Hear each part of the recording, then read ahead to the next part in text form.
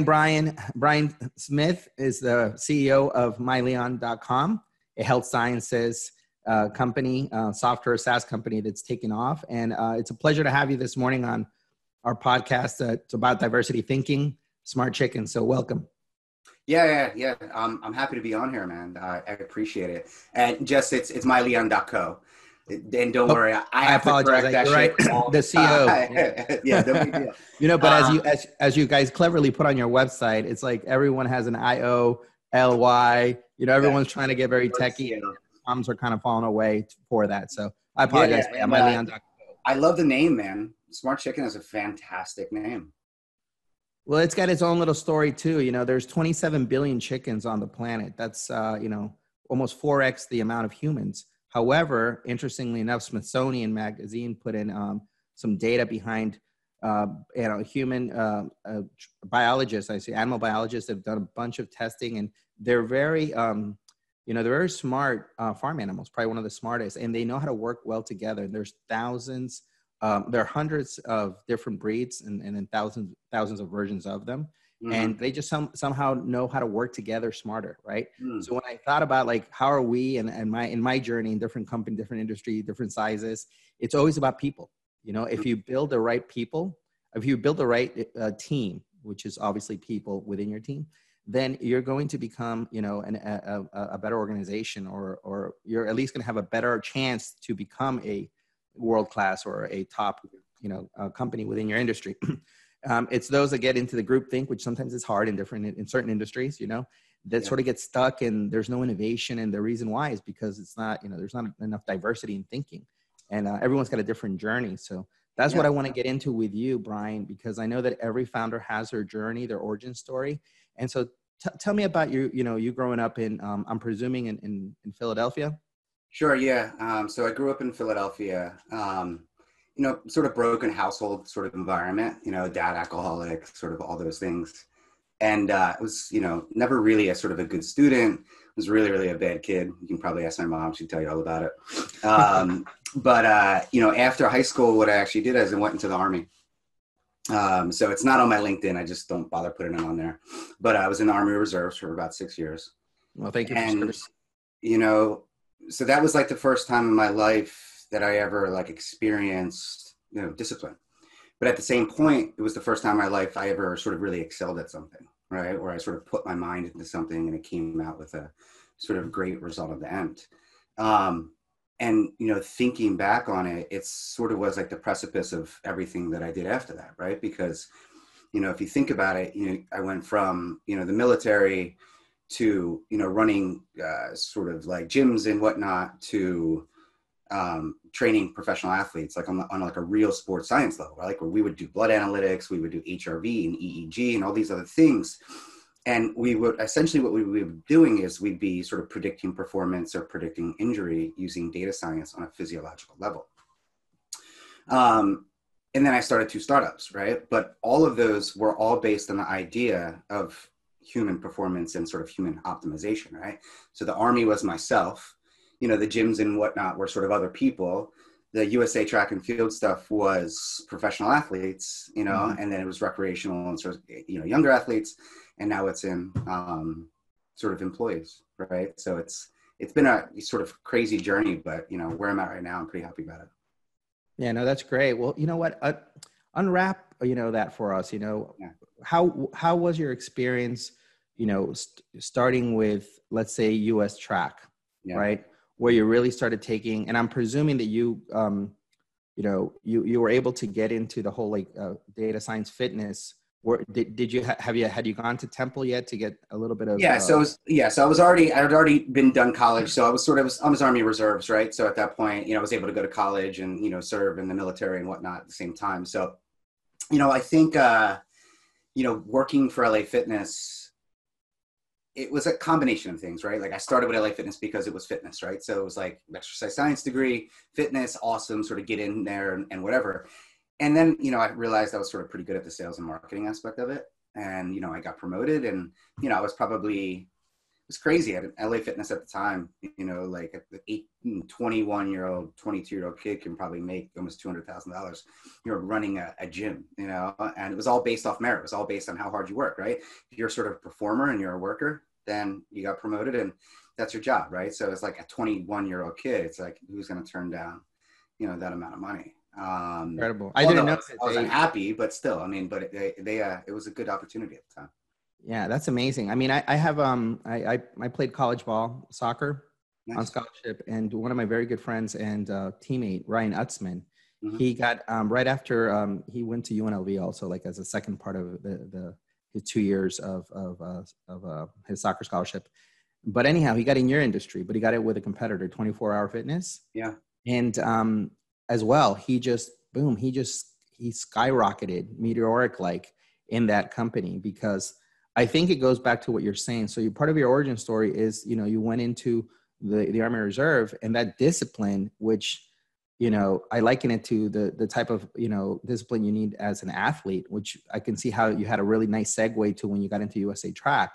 You know, it's anyone that's a professional athlete or has been an athlete at a semi-pro level or higher knows how much the importance of the discipline and the work ethic, right, that comes into that profession. So it almost seems like for you got a lot of that, I'm sure, when you were in the Army. Yeah. That's what the Army is known for as part of their kind of their DNA. So that's great. And then talk me through, or talk us through a little bit about, you know, your experience when you were working with US Track and Olympians, because that's not very common. Not many people listen. The only claim to fame I have about getting as close to the Olympics was I was on the under 17 US Olympics national team for soccer. Nice. That's great. When I was in my youth, which was great. Yeah. But it never actually got to play in the Olympics. It's you know, if you happen to be chosen to be in the Olympic team on a year that they had the Olympics, great. If you didn't, you were just basically doing these scrimmages in the Colorado, you know, over in the Olympic Center in Colorado Springs. Yeah. But tell me, how was that experience? And, you know, what did you gain from that you can, if you could put your lens around also, you know, this sort of the diversity of thinking that it might've given you into, you know, your next sort of journey.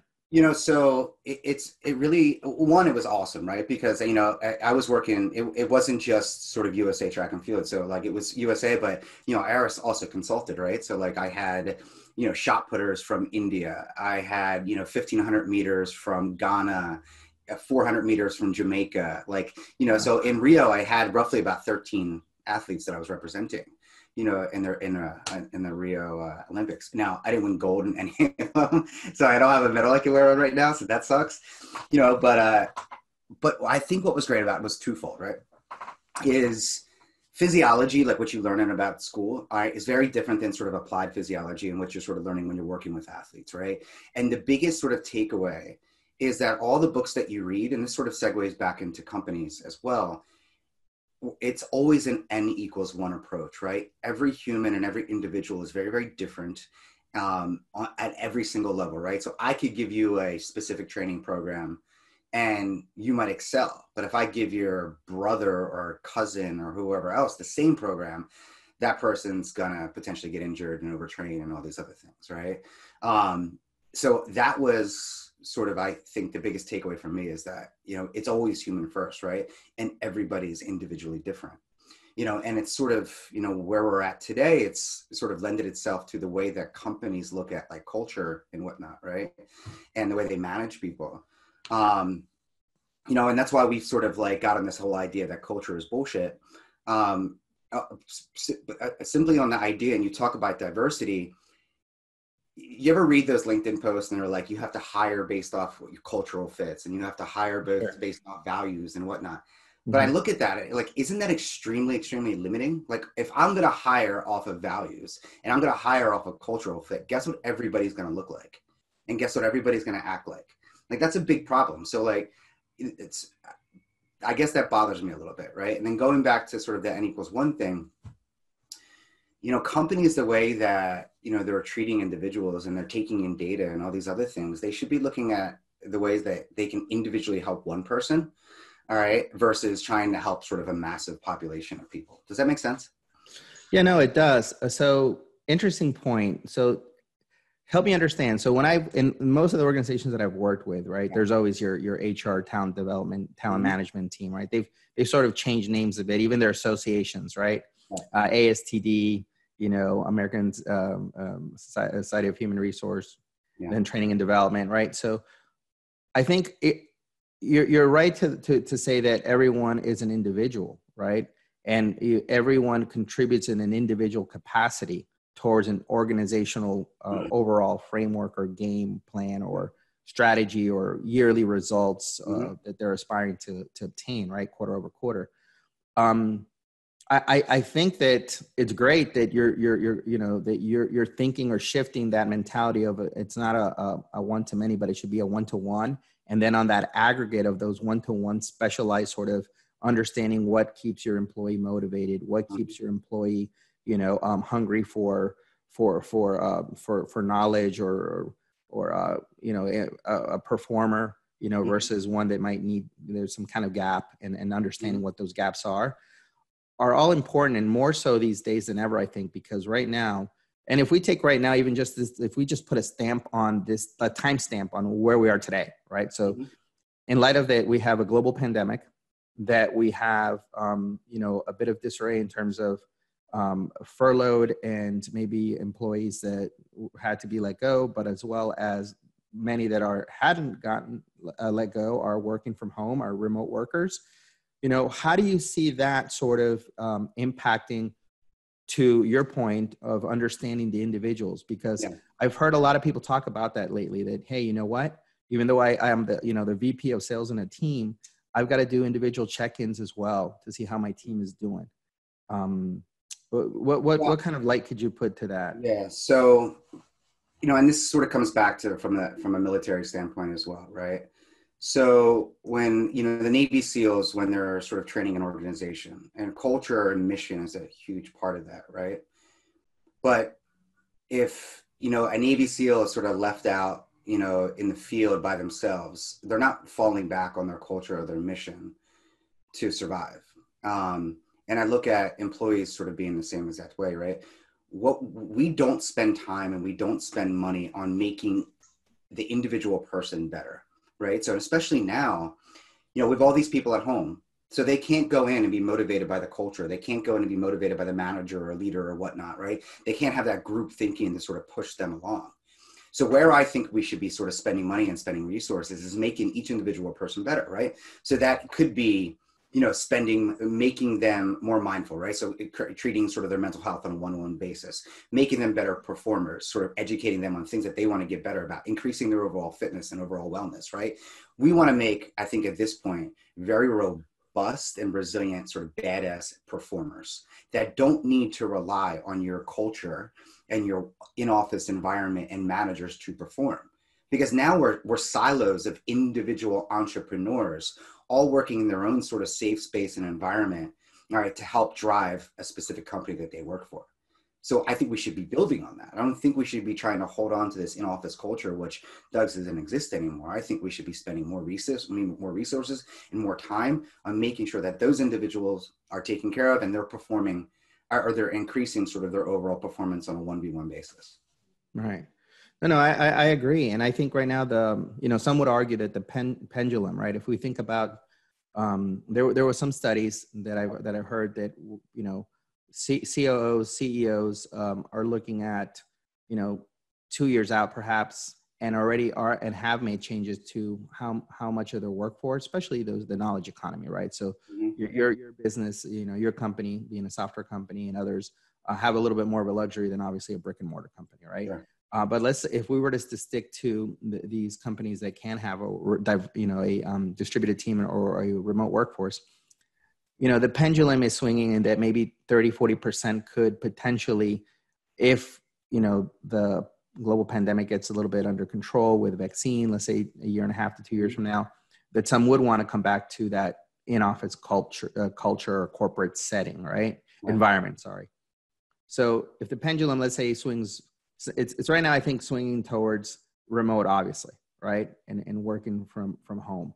But if it starts coming back and people that have been surveyed, I think companies that have done surveys, right, have seen that maybe right now it's like at a 30 to 40% would want to come back for a couple of days to be in the office, right? Because to your point, no two employees are the same.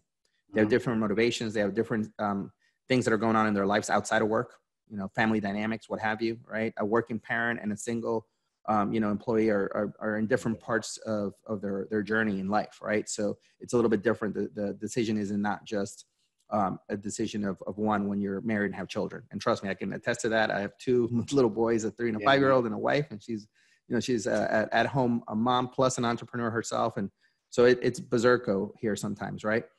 So I would imagine that right now, this time that we have, right, because of C-19, would be a very opportune time for people and companies and leadership to take note of what you're saying, which is how can we really help extend, employee performance and wellness?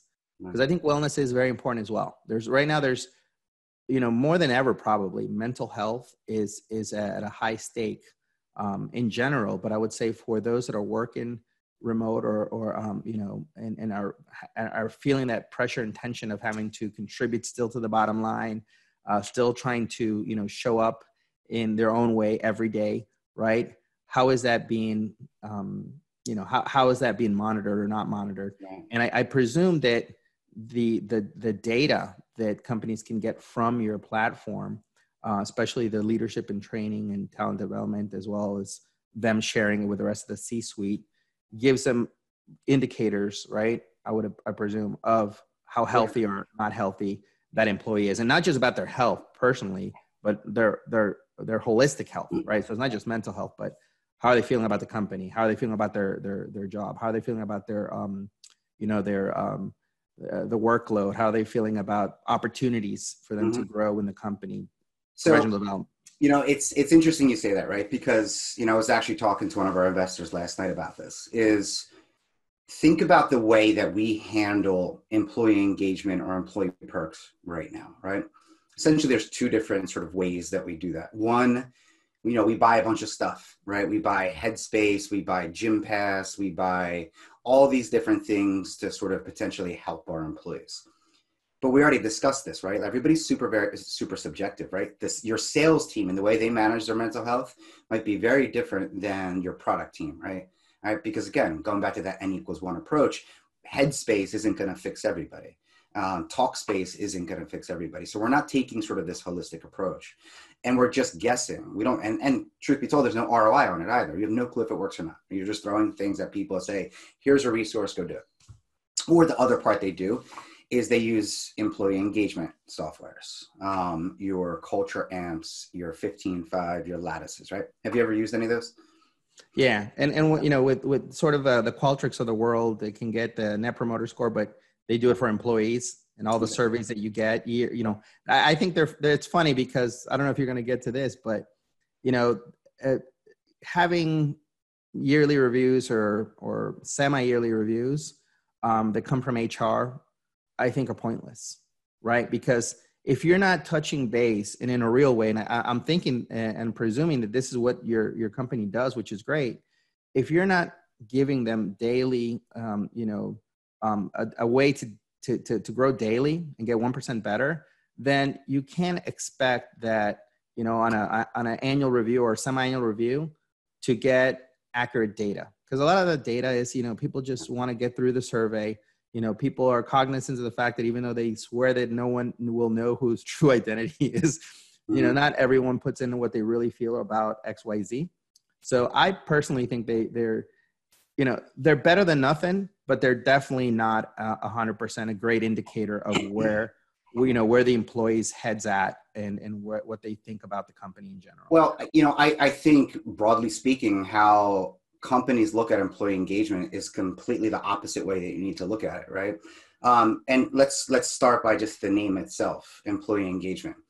Does your Qualtrics survey or your Culture Amp survey, does it ever engage you as an employee? Do you ever benefit from it? You might indirectly, like you might, like your manager might treat you a little bit better, or like they might do more like kombuchas on tap or freaking company happy hours or something along those lines, Yeah. because culture is down. But they don't, that doesn't make the employee better, right? So what Leon does, we flipped it on the opposite side. So what we do is we do collect surveys. We do, understand sort of engagement metrics and whatnot, but we take that data, all right, and we use it to both predict, all right, and mitigate things like mental health, burnout, performance, and culture. But the way that we mitigate it is not by giving data to the company to make managers better. We actually curate and recommend specific programs, education, and events directly to the employee. So we're able to predict if a person is trending towards burnout. And then what we do is we have integrations into sort of everything you can imagine. We specifically recommend in-app Headspace, Talkspace, recovery modalities, Soul Cycle, whatever that is, that are going to help that person sort of remove and get out of burnout. We're going to create learning modules and education and content that help that individual human being understand what burnout is, how to fix it, how it happened, how to prevent it. And then we're going to create events and sort of an ecosystem designed around sort of supporting that individual during that time. All right. So that's how it works. It's like we're taking that data and we're just working on the human. We're trying, like when we say we're human capital thing, like that's specifically what it is. It's about superpowering that one individual employee. All right. Yes, we use that data to help companies understand exactly, what changes they should be making and whatnot. But truth be told, I don't really care about the company. I care about the employee, because I know if we superpower an employee, we're going to superpower the company. Does that make sense? Yeah, no, I love it. No, this is great. It's revelatory and revolutionary, I think, in a way, because, if we stick to status quo, right? And with AI, and this is what I love about what you just said, AI done right is predictive analytics, right? The platform is there to just get the type of data that you can then turn into actionable items, right? And if these actionable items are targeted directly to the employee to prevent that burnout, and to give them better paths for wellness and better paths for professional development, that's just superb, right? Most employees, come into a position, into a career, into a company, a little bit, yes, attracted by that culture. Another thing is value congruence, right? If they feel that there's value congruence in the hiring manager, their team, what the company stands for, that's true. But at the end of the day, right, I've experienced this myself. When you start getting 3 months in, 6 months in, say a year and a half in, and the honeymoon period sort of over, and you're looking a lot more to a lot more than just culture. You start internalizing, how am I benefiting, right? I know the company's benefiting, and I want the company to benefit. I want the company to grow, and I like my team, and I like my manager, or what have you. But you start really internalizing, how am I getting better, right? And how are they helping me get better? So I love the fact that you're telling me right now that yours is a very curated system with predictive analytics, and you guys are using that as sort of the engine to helping companies make super, performers to benefit the company's overall goal. So that's awesome, man. So speaking about super performers or superpowers, it's a question that I ask some of my guests. It's when you think back to, your journey, but you look at your journey as it is today and what you think it might be in the future. What are some of these superpowers that you've been able to use to get yourself from I think it sounds like an incredible journey, man. You start as a LA manager fitness, making some really good money in your 20s. Then you translate that into, transform that, I should say that, and translate your knowledge into USA Track and Field, both on the professional levels, Olympians, which how many people can say, hey, I helped XYZ Olympian in Rio, the Rio Olympics meet sort of their lifelong dream and goal of getting into a competition and doing well.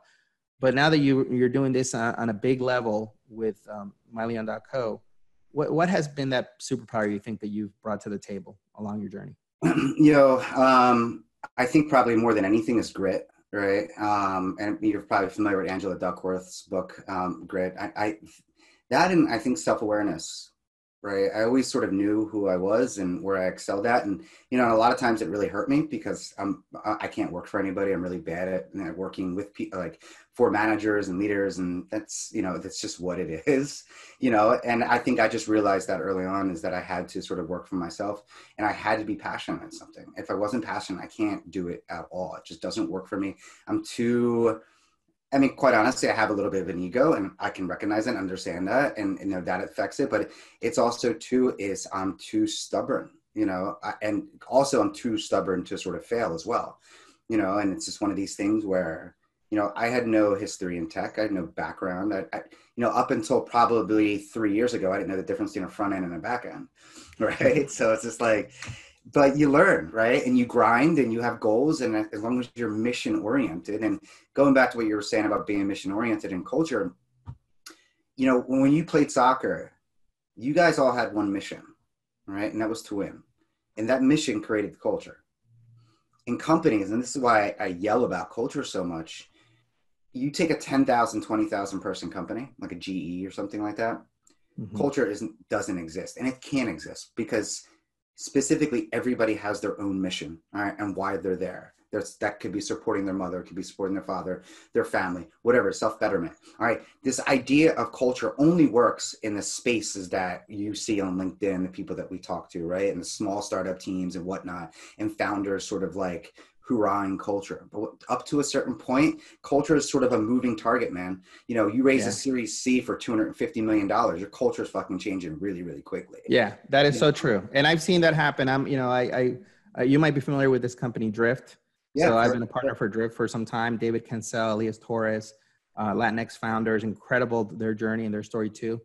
But they're big into culture, right? And I've witnessed it, being a partner, I've seen it. And it's true, they do have a culture. Having said that, cultures do change because it is a moving target. I think their ethos, or their true north, it will always stay the same, because the founders, both Elias Torres and David Cancel, are very adamant about their truth around their origin story, right? Both Latinx founders migrated to this country and what have you, right? Having said that, even that kind of company with those type of founders that have a real origin story and have reached the summit in a way, or reaching their summit, right? It's been a moving target, right? And they themselves have admitted, listen, you know, we haven't been able to necessarily always get out of groupthink, right? Developers, we have to look for certain developers that are a certain sort of makeup, or come from a certain makeup, because it's the platform they're building out is AI driven as well. And so I get what you're saying, and I would agree with that. It's difficult because in the early days, you could say, you know, when they were less than 40 employees, maybe the culture was that, you know, that much more. It's also, they also had the same mission, right? Those 40 people are aligned with all the same goals, you know, which is much easier to do. And like, the part for me that companies, I think, need to realize about culture is that you go public, fantastic. But once you got shareholders breathing down your neck, all right, and board members breathing down your neck, that culture is going to change really, really quickly. Absolutely. So what you need is people who are adaptable and robust enough to excel in an ever-changing culture. So when times do get rough, they're still able to perform. But if all you do is rely on your culture to sort of create this sort of ecosystem of a safe space, people are never going to succeed, and your company's not going to succeed long term. You know, it's sort of like Taleb's book on like anti-fragile, right? Like, we need to build anti-fragile employees that are adaptable to any situation and can sort of overcome that. But right now we don't do that. You know, we create the softest space possible, and that's pretty much it. And, you know, I think we need to just invest more. Yeah, no, I love it. And I love that you're talking about books, which kind of segues into, I firmly believe that, you know, leaders are readers, right? And that sharing knowledge and obtaining knowledge is something we could all do, right? And so if you could, what would be, just let's say, 3 books that you have read or are reading now, and would give as here's 3 books that I think anybody that reads it will get 1% better, right? And this could be for recent graduates, right? Because I think about them these days as well. These are folks that are coming out and trying to get into the workforce, or someone mid-career who just got furloughed. What are 3 books that you would recommend? Yeah, so I really do love Play Bigger. And I think it's like, I look at books as like, something's current, right? So current for me is play bigger, right? Because we are sort of creating a new category. Absolutely. I love that. I was going to mention that to you. Yeah. The next one is Anti-Fragile by Taleb. All right. Because that for me is a way of building my business, right? And the third one, which is a little bit more sort of like a Bible for me in a lot of ways, is Meditations by Marcus Aurelius. That's probably been the most influential book for me in like Stoicism and whatnot. Not that I'm a Stoic by any means, but it's a book that I can consistently go back to and sort of self-reflect on the decisions that I'm making. More importantly, the emotions that I'm creating. Interesting. Yeah. That last one, I wouldn't have guessed too much, but I'll have to check it out as well. I'll put all these on the show notes as well. Okay. But so what has been also your experience, now that we are we're in C-19, right? And we're here in the US going through this potential, second wave or not, independent of politically where you're at. What are you thinking this could be as an impact, and how could MyLeon help organizations that are struggling with some of these employee engagement situations? Yeah. I think first off is that we're a data company, right? And that we help individuals and companies understand the people cost of doing business. And that's really important, right? Because there's always a cost of doing business, but companies don't understand that, right? They don't have that metric. Like, what was the people cost of scaling to 10X? What is the people cost of COVID-19? What is the people cost of pushing on that new product in record time? We have to understand that, because the company that wins is the companies that can repeat performance over and over and over again. We had an analogy in sort of like football, where it wasn't the fastest wide receiver, all right, who wins every time. It's the wide receiver who can repeat that speed over and over and over again, right? So I think when companies, especially right now, is understand the cost of all of this, understand the cost of your employees at home and burning out and mental health and whatnot. And, even if they don't use us, use your own sort of surveys or analytics to understand how this is affecting your team and how you can better support them, but use data to do it. Don't just be that person who just says, hey, we bought you something, go use it. You use data to drive those decision-making. I posted something on LinkedIn the other day. When you're sort of assessing your team, or you're looking to push out a new product release, do a pre and post survey, right? But gauge it on, health and burnout and all these other things. All right. And then see what it is before and see what it is after. Look at the decrement, see what happened. All right. If you see that it increased, awesome. Like if mental health increased or, morale increased or whatever, have you, fantastic. You did a good job. All right. But over time, use that every single time. You get longitudinal data that helps you understand what a good sprint is and what a bad sprint is. So to answer your question, I think that companies need to understand that there's always a cost doing business. And right now it's a very, very huge cost. And you need to have some sort of data to understand that to better support your team. Yeah, no, I love that answer. And it makes me think of, since I follow Christopher Lochhead and listen to his podcast, he had an interesting guest a little while back, VC, Dr. Michael James, and he talked about backcasting. So kind of being able to, and I want to ask you this because I think your company is doing this in a way, which is being able to live both in the pragmatic state of now, right? So having an organization that's working on all the things they need to do to be scalable and to win their go-to-market strategy, but also having this sort of like, fiction writer, I live in La La Land and I can be a futurist and look 4 years out and how is my company going to impact my ideal, customer, right?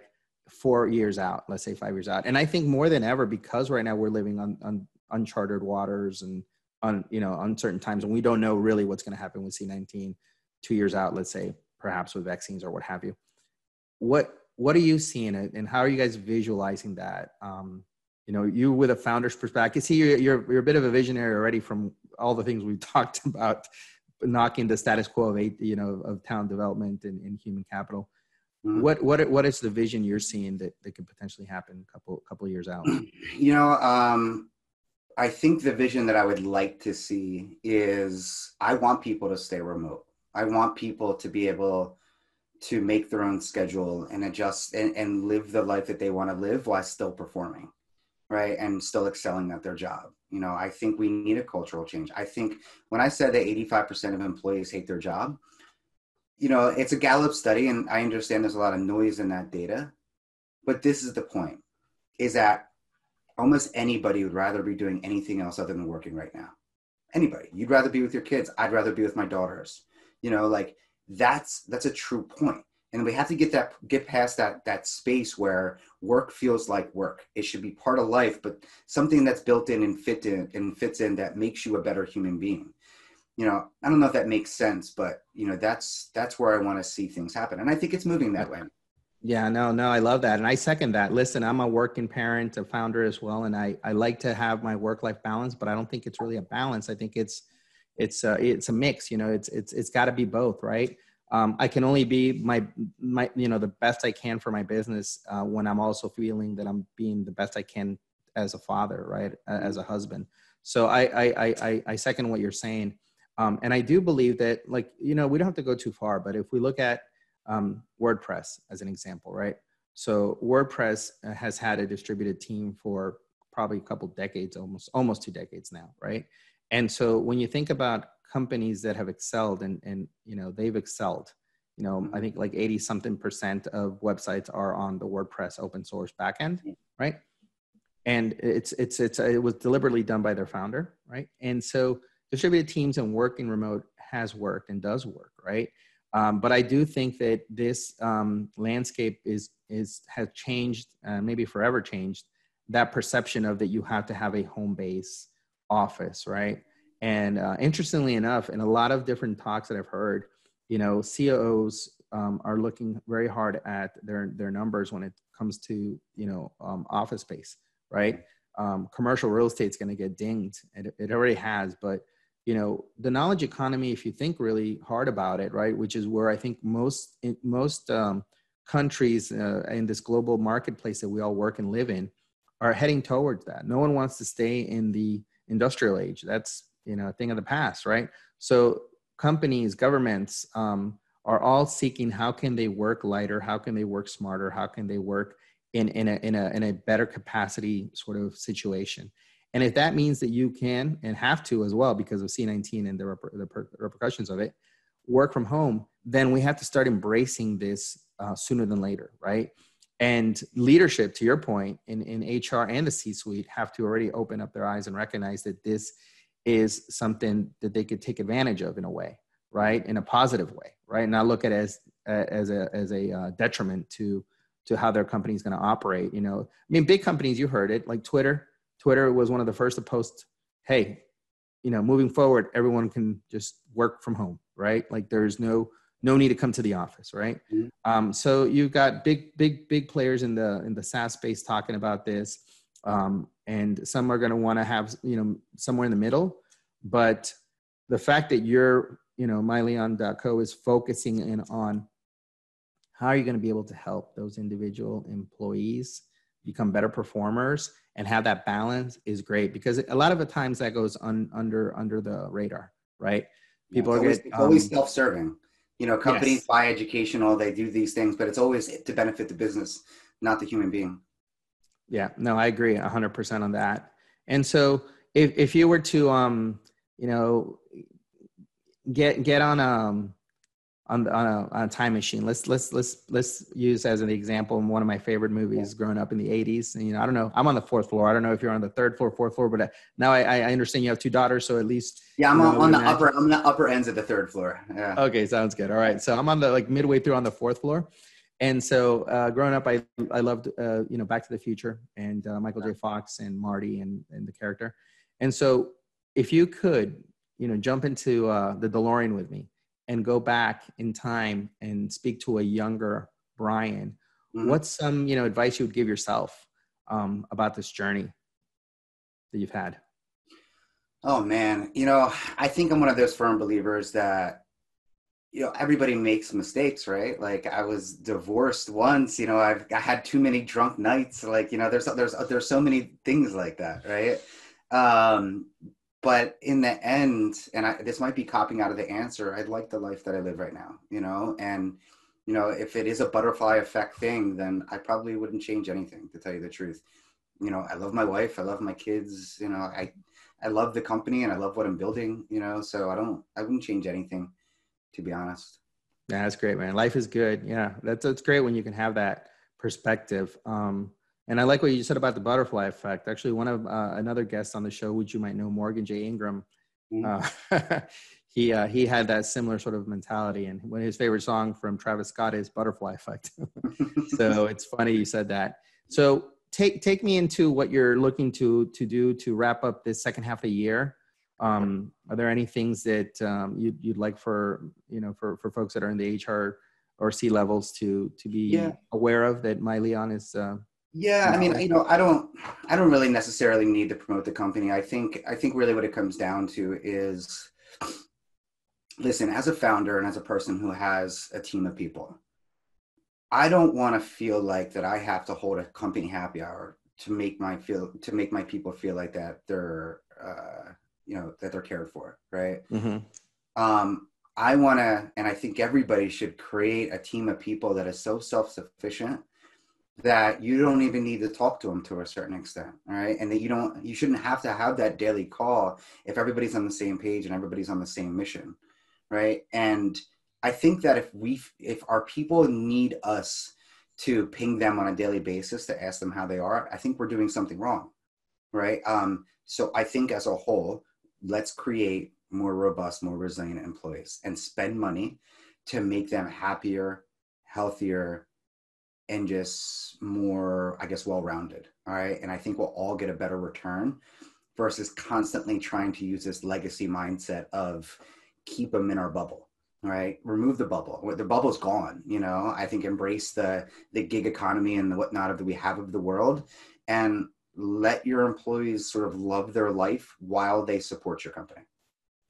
Hey, I love that. I love that statement. And you know what? Over the last probably 5 or so years, I've noticed that since the gig economy with the Upworks of the world, the Fivers of the world, and just companies that have sort of transcended markets and industries, the Ubers, right? Airbnbs.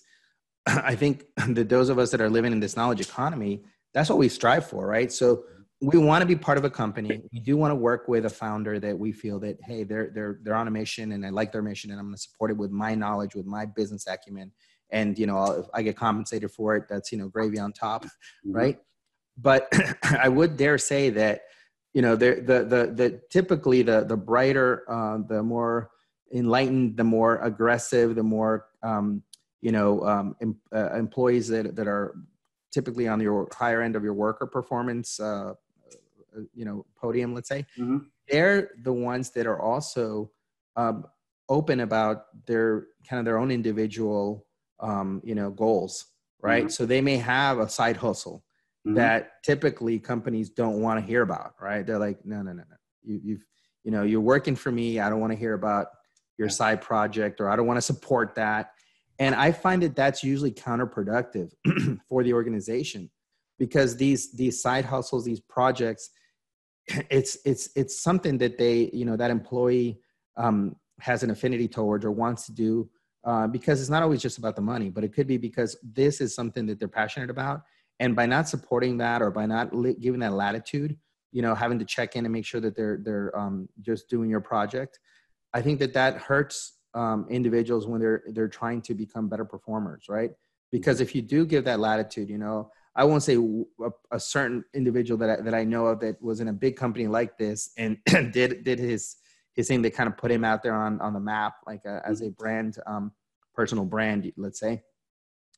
He mentions how he learned much more doing his personal sort of project, but he was able to take all that and kind of like that knowledge and that journey and the even the losses that occurred in that other kind of venture or that side hustle, and apply it towards the company he was working for, right? Well, look at it like this. If I think I did a good job, if I can create a metric that says how many of my employees went off to start their own company, like that's a win for me, right?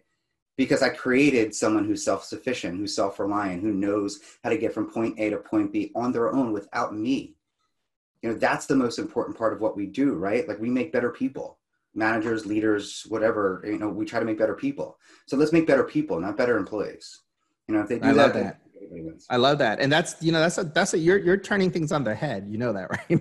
Yeah. Because when you think about like the legacy and the status quo in organizations and HR, it's when they look at human capital, they look at it as how are we grooming or not grooming this employee to sustain, in XYZ division, right?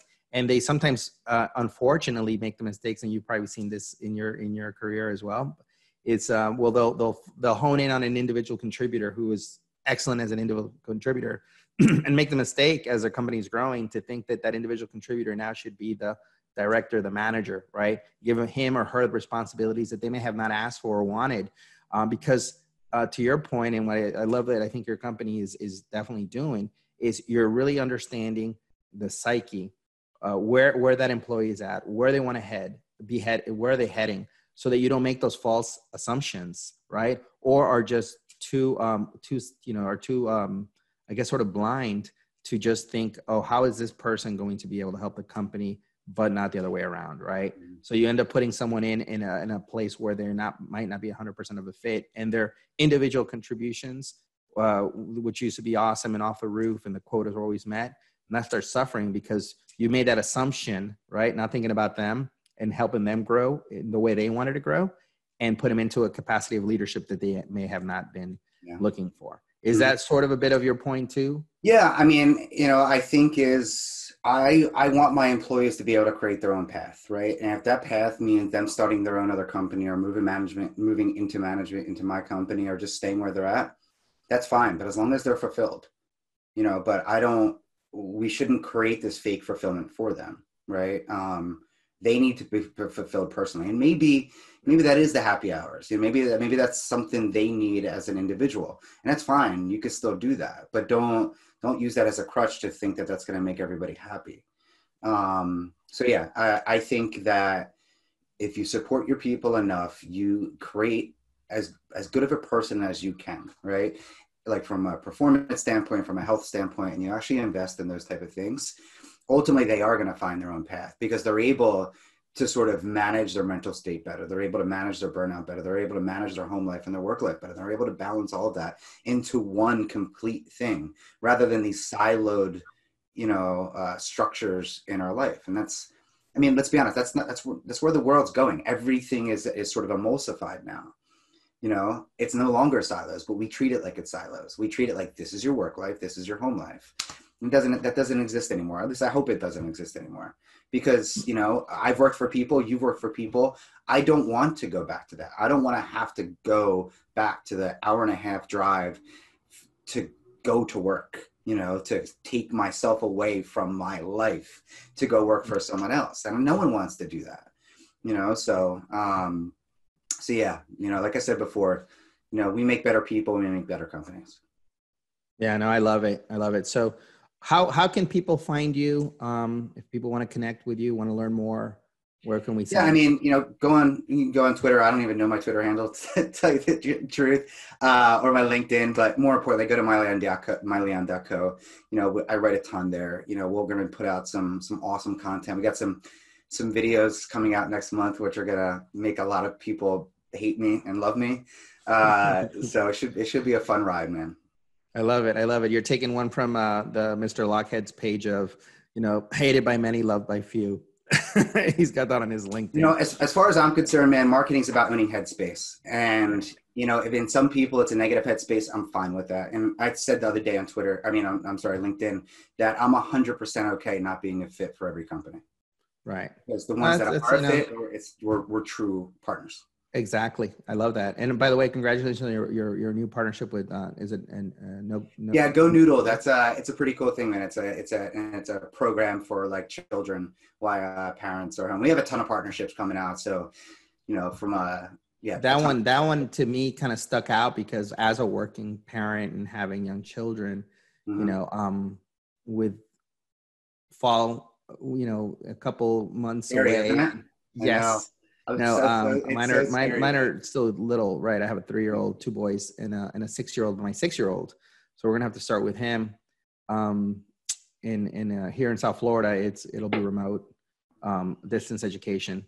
Though other, it is here as well. Yeah, it is here. So I have an 11 and 7-year-old, and they're both going to be here with me from essentially 7:30 to 12:30, doing schoolwork. So there is some programs that are happening where there's going to be private schools in like small rooms, like 3 to 5 kids, and they're doing like proctored, right? So like the kids log in to their school district, do their work, but there's someone who's there. So, we're looking at that as a possible opportunity, but right. No, I love it, man. I mean, like your platform is, I mean, there couldn't be better timing, I think, right now for it, because it's just all the, everything is converging, right? So you've got your work life, school for children, who knows, or how the education system is all going to pan out. And then you got people that are in careers, right? We're all in careers, or midway through careers, or starting careers.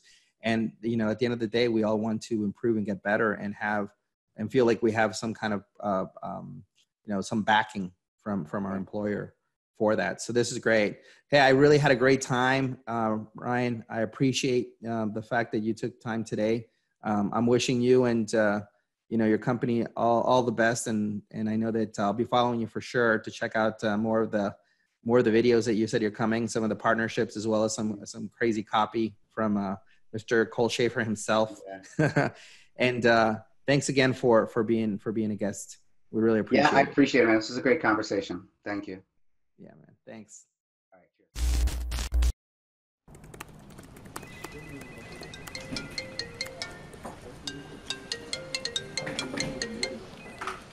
This is Adam. Hey, Mike, what's going on? No, we're a bleeding edge SaaS platform, so yeah, we're gonna have a lead magnet. Hey, give me 1 second. I bet you're wondering why I'm in this dog crate. Well, let's just say things at the office have been a bit micromanagey lately, and Boss Man's been working us like dogs.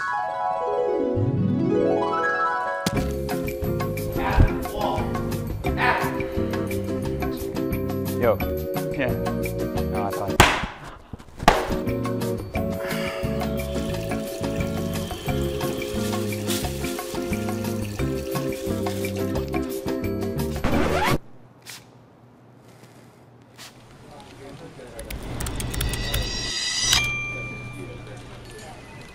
To be candid, at the office, I was being treated like dog shit.